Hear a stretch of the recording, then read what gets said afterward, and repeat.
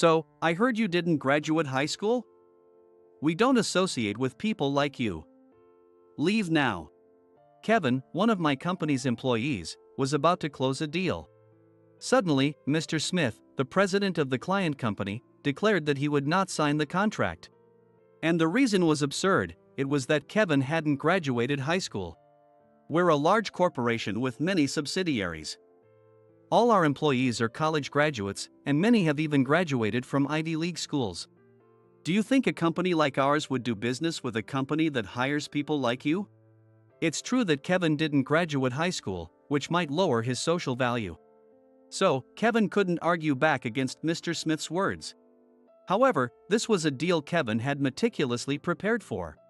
I couldn't forgive Mr. Smith for belittling him for something unrelated to the job itself. Understood. So, we'll cancel this $100 million contract. What? I knew how much effort Kevin had put into this deal. That's why I couldn't forgive Mr. Smith for trampling on his hard work so casually. We can't do business with a company that can't see beyond academic credentials. To make that clear, I told Mr. Smith my decision. I'm Hayden Johnson, 38 years old. I work for a company called Johnson Holdings. We handle logistics, supplying daily necessities and groceries to various companies. We have branches nationwide and our own distribution network. Because of this, Johnson Holdings can do business with a wide range of companies, big and small. Although I'm young, I am the president of this company. My father was the founding president of Johnson Holdings. At 70 years old, my father retired from his position. I inherited the company as the second president, learning about management from my father while working hard every day. Mr. Johnson. What's up? While I was working, a salesperson knocked and entered my office. When I was first appointed as the young president, I was nervous. But now I have built a trusting relationship with my employees and can manage the company smoothly. I was worried about being underestimated, but my youth turned out to be an advantage in management. It seems that my young age makes it easier for employees to approach me with concerns. Do you know a company called Smith Trading? Yeah, I know them. They also do wholesale business, right? We received a message from their sales manager, Taylor. They are interested in our products and services and want to discuss a potential deal. Is that so? That's great news. The employee then lowered their voice. And, well, they mentioned they have $100 million ready. $100 million? $100 million is a significant amount. Although I haven't heard the details yet, the deal would likely last for about a year if it goes through. Yes. I thought it would be best to report this to you rather than just handling it within the sales department. Thanks, I appreciate it. I nodded at the employee's words. If you assign this to Liam, the head of the sales department, I'll inform him myself. Right. I'll think about who to assign it to. I'll talk to Liam about the situation. Understood. Thank you. Although there are occasional rumors about Smith Trading, they haven't publicly caused any scandals. And $100 million is a tempting amount for Johnson Holdings. I discussed it with my father and decided on the employee to entrust this important deal to. Me? Are you serious? Kevin was so surprised by my decision that his eyes nearly popped out. Kevin is still an employee at 30, but he is exceptional and seen as highly promising by the management. Your sales record is outstanding. That's why I'd like you to handle this matter. But I'm just a regular employee, and I've never handled such a big deal before. Someone like Liam might be better suited for this. I've already discussed this with Liam. Even with his input, we concluded that you should take this on. I see.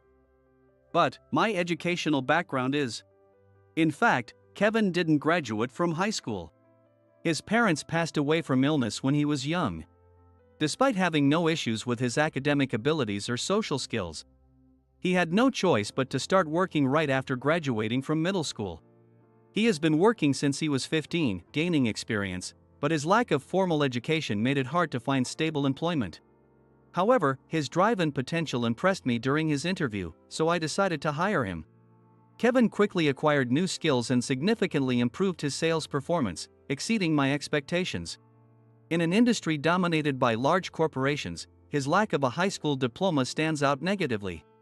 This means that people in the industry know about his background and sometimes make hurtful comments during business meetings. Your educational background doesn't matter. I know how capable you are. Handling a big deal is different and challenging. But I'll support you as much as I can.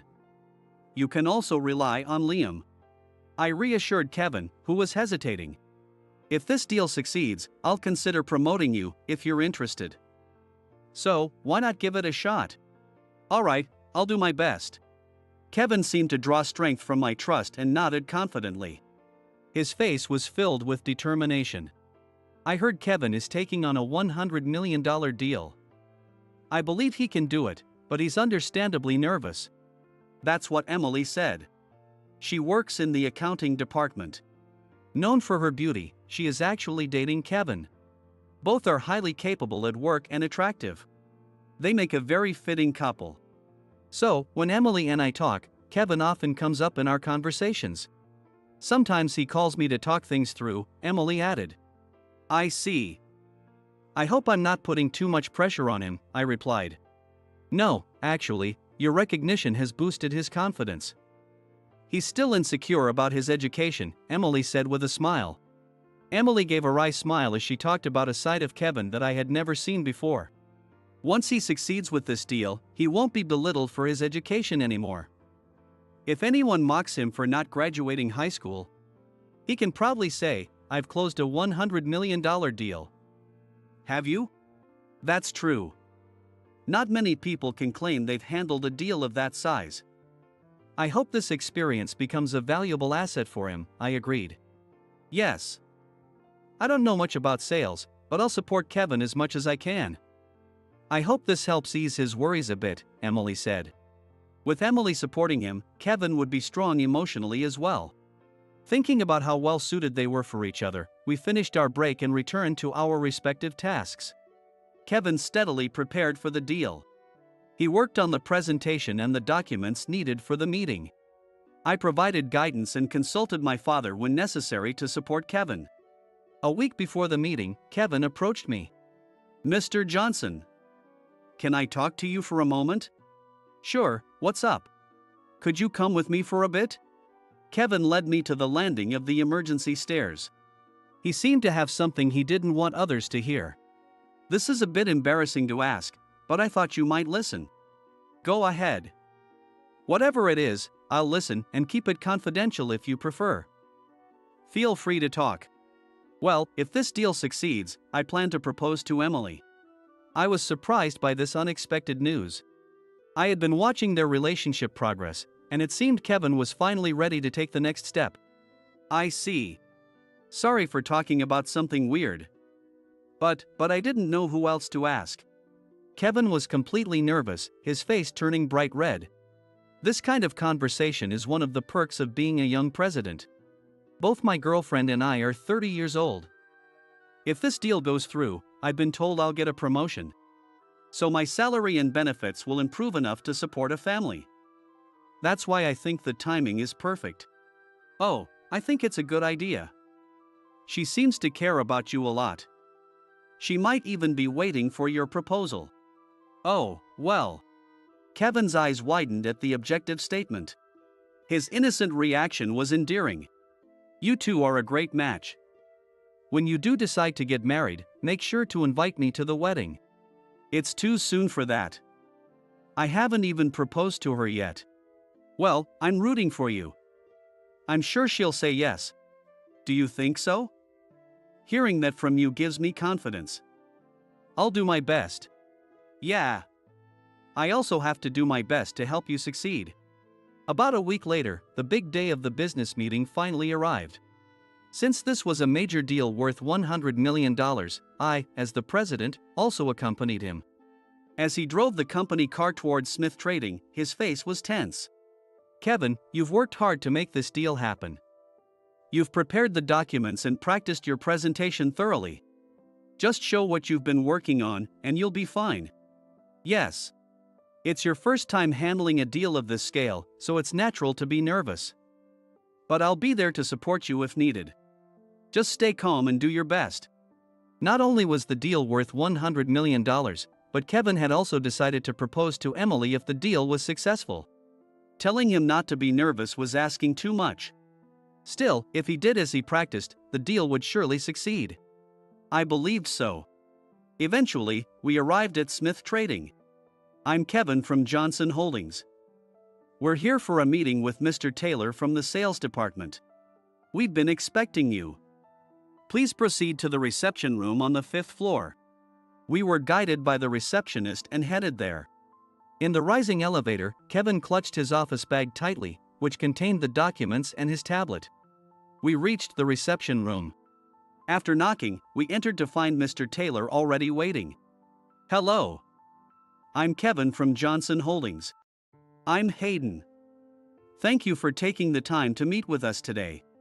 No problem at all. I'm Taylor from Smith Trading. I've heard a lot about Johnson Holdings. Thank you for coming today. We exchanged business cards and sat down on the sofas facing each other. Then, we began the business meeting. Mr. Taylor, I understand your company is interested in our products. Yes. We'd like to utilize your products and extensive distribution network for our future operations. Understood. Let me first explain our distribution system. This is a significant deal. But I believe this will give you confidence in using our products and services. Thank you. Please go ahead. Kevin prepared the meticulously crafted documents. He began presenting the products and distribution services of Johnson Holdings. Wherever the copied documents were insufficient, he flexibly used the tablet to display additional materials. He answered Mr. Taylor's questions accurately and courteously. Mr. Taylor seemed positive about the deal, accepting Kevin's presentation favorably. As they negotiated the contract terms, the meeting approached its conclusion.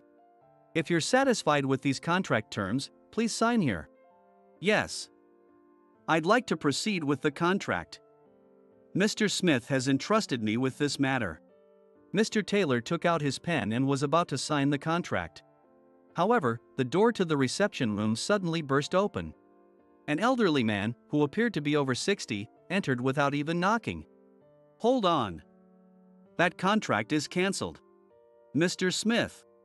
Taylor exclaimed in shock. It seemed that the man who had rudely appeared was Mr. Smith, the president of Smith Trading. Ignoring Taylor, Mr. Smith strode over to us with large steps. He then spoke with a mocking smile. Kevin, right? Yes. Kevin, unexpectedly addressed by Mr. Smith, stiffened in surprise and stood up straight. I heard you didn't even finish high school. We don't deal with lowlifes. Leave now. What? Kevin's eyes widened at the unexpected reason for the rejection of the deal. I thought the name Kevin sounded familiar. You're well known in this industry for not having a high school diploma, aren't you? That's. The fact that Kevin hadn't graduated from high school was a whispered fact within the industry. I was well aware of it too. However, neither Kevin nor I had anticipated that his educational background would be pointed out in this business meeting. Our company is a large enterprise with many subsidiaries. All our employees are college graduates. And many are elite graduates from top universities. Do you think a company like ours would do business with one that employs someone who didn't finish high school? Kevin couldn't respond to Mr. Smith's words. He understood that in society, educational background is one of the measures that determine the value of a person. That's why he couldn't counter Mr. Smith's words. At that moment, I recalled some unsavory rumors about Smith Trading. And I realized those rumors stemmed from Mr. Smith. Indeed, Kevin hadn't finished high school. However, his dedication and skills in his job were on par with, if not better than, those of college graduates. And he had been working hard to ensure the success of this deal. It was unacceptable for Mr. Smith, who didn't know this, to dismiss him based on his educational background. Understood, then this $100 million contract is cancelled. What? Mr. Smith was surprised by my unexpected statement. It was natural for him to be shocked since I had entrusted this important deal to Kevin, a reliable employee, and supported him to ensure its success. Hearing me say it was cancelled must have been a shock.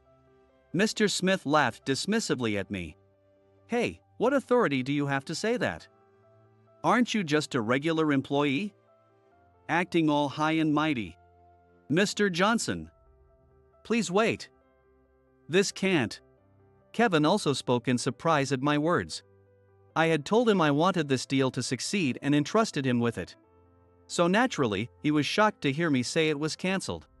Hearing Kevin's words, Mr. Smith seemed to realize something. Wait, Johnson? Mr. Smith, clearly out of place, spoke up, and Taylor hastily replied.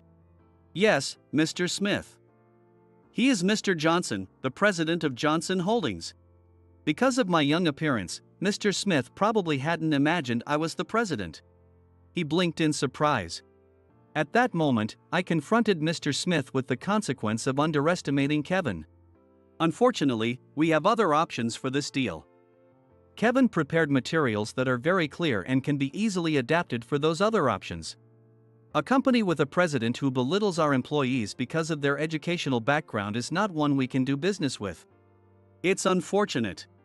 We wouldn't want to deal with a company that puts someone who didn't finish high school in charge of a $100 million deal. Looks like we're on the same page. Exactly. If this deal falls through, it will be a significant loss for your company, but good luck. Mr. Johnson is right, Mr. Smith. What are you saying? What? Taylor hurriedly spoke to Mr. Smith. Although I had heard about the financial situation of Smith Trading, he seemed to be fully aware of it. Because of your arrogant attitude, our company is losing clients. Haven't you noticed that more and more companies are cutting ties with us recently? I did notice that our deliveries have been fewer lately, but companies are dropping us because they don't like how you disrespect them. Taylor told Mr. Smith, who seemed oblivious to his own role in the situation. Is a degree really that important? Well, of course. Sure, our company's hiring criteria require a degree, so only college graduates work here. But what does that matter? He gave a convincing presentation.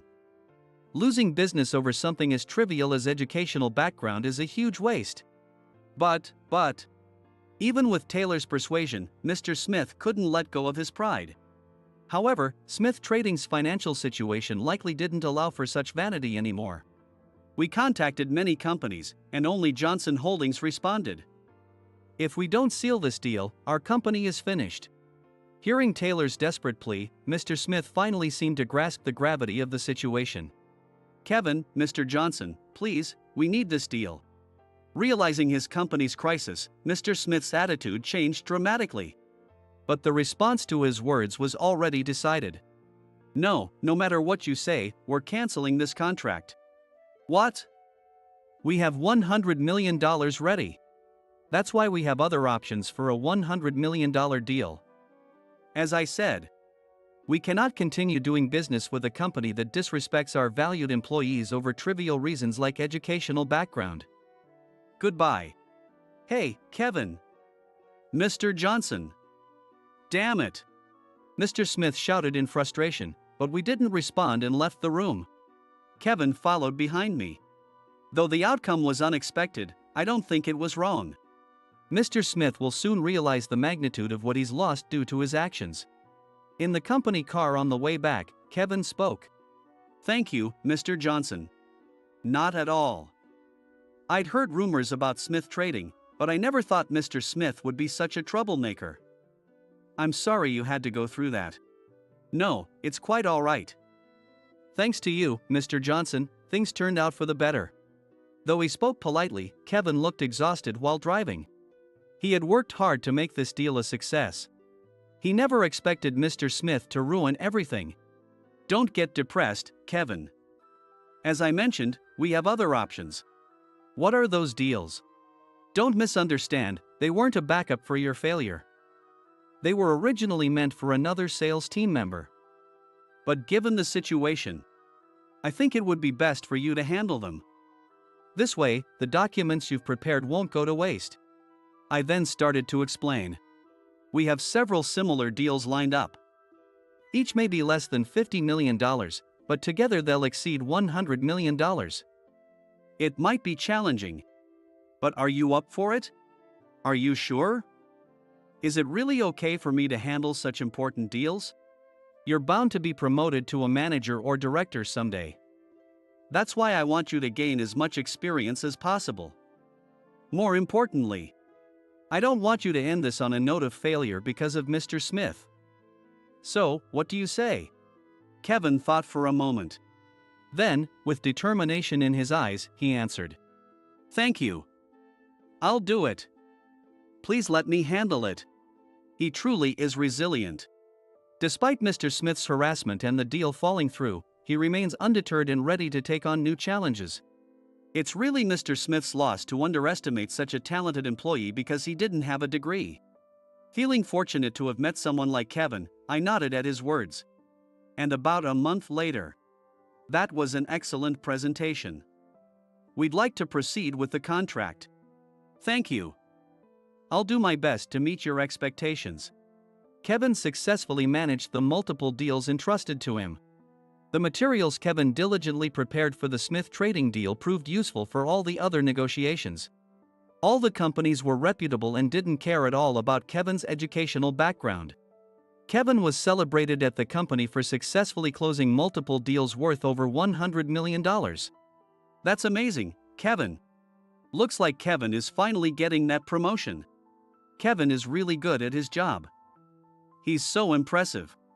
You're all exaggerating, but thank you. By successfully managing multiple deals, his achievements were recognized. Kevin was promoted to manager. I spoke with Kevin in the president's office. Handling multiple deals must have been tough, but you did a great job. I look forward to your continued success. Thank you, Mr. Johnson. I'll keep working hard to contribute to the company.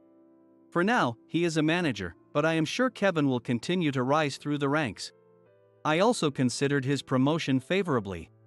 After wrapping up the business discussion and handing him his promotion notice, I asked him something I had been curious about. So, are you going to propose to Emily? Although the Smith trading deal didn't work out, you still achieved significant results. Now is the perfect opportunity. Kevin's face turned bright red, clearly caught off guard by my words. He looked around nervously for a while before finally answering in a faint voice. I actually already have the ring ready. I wanted to make sure I didn't miss the opportunity after closing the deals. I see. So you were well prepared, not just for the presentations. Mr. Johnson. Seeing Kevin's embarrassed expression, I laughed cheerfully. To encourage him, I said, You'll be fine. Emily probably already knows what you're planning.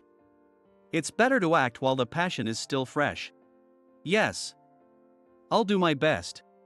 As we were having our pep talk, there was a knock on the door. Startled, I responded. Come in. Mr. Johnson. An employee rushed in, looking flustered. Then they explained the situation. Kevin. Mr. Smith is here to see you. He's at the entrance, and the receptionist is dealing with him. What? Let's go, Mr. Johnson. Kevin and I quickly headed to the entrance. Mr. Smith was pleading with the receptionist. Please, let me speak with Mr. Johnson. Or Kevin. Our company won't survive otherwise. It seemed that what Taylor had mentioned was happening to their company. Over the past month, Kevin had closed multiple deals. Meanwhile, Smith Trading struggled to find business partners, and existing clients kept dropping them, pushing their business into deeper trouble. We approached the distressed receptionist. Mr. Smith. Oh, Mr. Johnson, Kevin. Mr. Smith approached us as if he had found his saviors. Who was it that mocked Kevin for not having a degree and ruined a critical deal? I'll talk to him, please give us some privacy. Yes. The receptionist headed back into the office. Clearly, witnessing a delicate conversation between two presidents would make her uncomfortable. Once the employee left, Mr. Smith apologized deeply. I apologize for the other day. I deeply regret my misguided words to Kevin. Although his words and demeanor showed regret, it was hard to tell how genuine he was. It seemed he might be apologizing only because he had no choice but to try to save his company's financial situation. Regardless of his true feelings, I no longer had any intention of listening to him. Unfortunately, we've already found other business partners. We have no intention of resuming our dealings with Smith Trading. Please leave. As I coldly dismissed him, Mr. Smith persisted. Please, don't say that. If you could name your price, we'll consider it as much as possible. Please reconsider doing business with us. Even so, we have no intention of doing business with you. Do you understand what you did to one of our valued employees? I am fully aware. That's why I'm asking. If he truly understood, he wouldn't be here now. I had seen Kevin's determined efforts to prepare for the negotiations despite being overwhelmed with anxiety. There was no way I would forgive Mr. Smith, who mocked Kevin for his lack of education and ruined the deal. I looked back at Kevin for confirmation. He met my gaze and slowly shook his head. It seemed he had no intention of forgiving Mr. Smith either. Please leave. No, please reconsider. Despite making it clear we weren't interested, Mr. Smith wouldn't back down. Just as I was wondering what to do, an unexpected person appeared.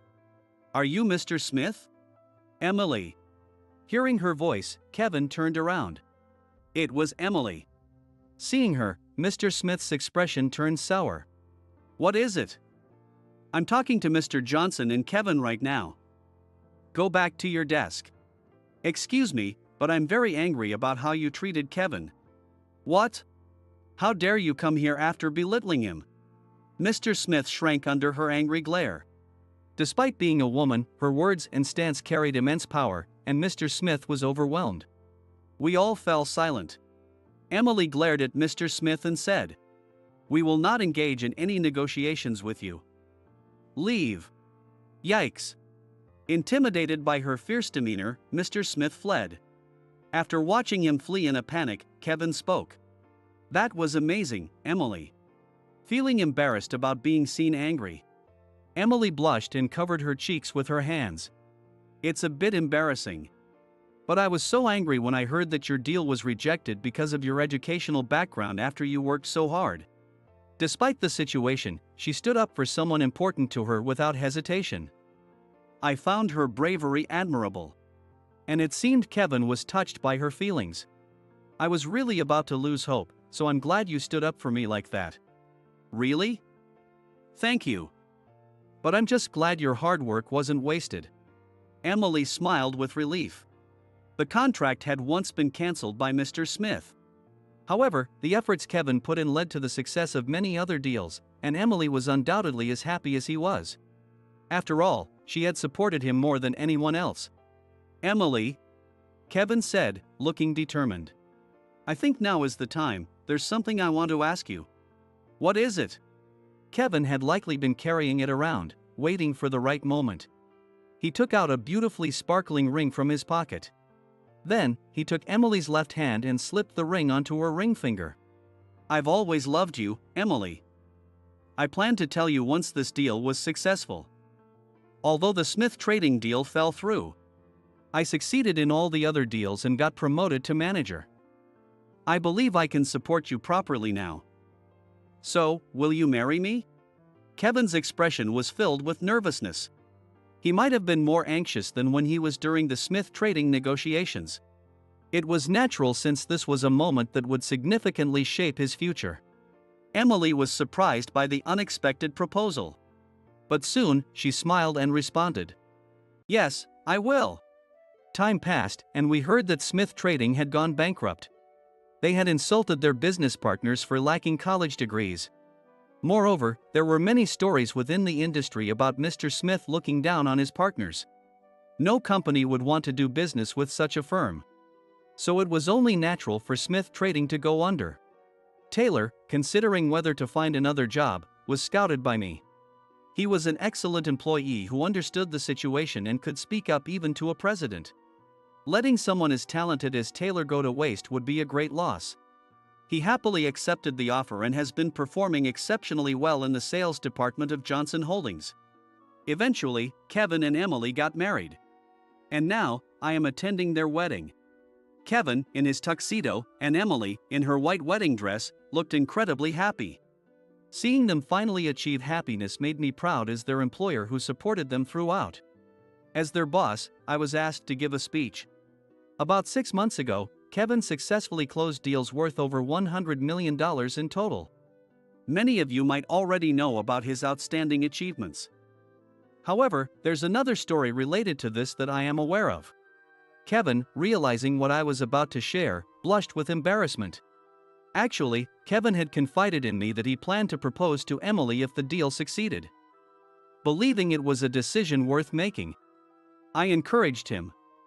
He took on the challenge not only to contribute significantly to Johnson Holdings but also to become someone worthy of Emily. And through his hard work, he successfully closed multiple deals. Everyone listened intently to the story of Kevin's efforts. Meanwhile, Emily was very worried about Kevin and supported him behind the scenes. I heard she often helped him when he was anxious. It was her emotional support that allowed Kevin to withstand the pressure and succeed in those deals. Many guests were unaware of Emily's efforts to support Kevin. As I spoke about her dedication, the guests listened attentively. That deal was essentially accomplished by both of them together. With such mutual care and support, I'm sure they'll build a happy family in the future. Congratulations on your marriage. The guests gave a resounding applause to my speech. They all celebrated the union of the two who truly cared for each other. Several years have passed since that joyous wedding. As a couple working within the same company, they continued to be supported by their colleagues. Emily, still working in accounting, was now on maternity leave, having been blessed with a child. Meanwhile, Kevin continued to excel as a manager and was now considered a candidate for the next department head. Seeing a happy family being built within my company brings me great joy as their president. I am now in my early 40s. Though still young as a president, I take pride in having helped make two of my employees happy.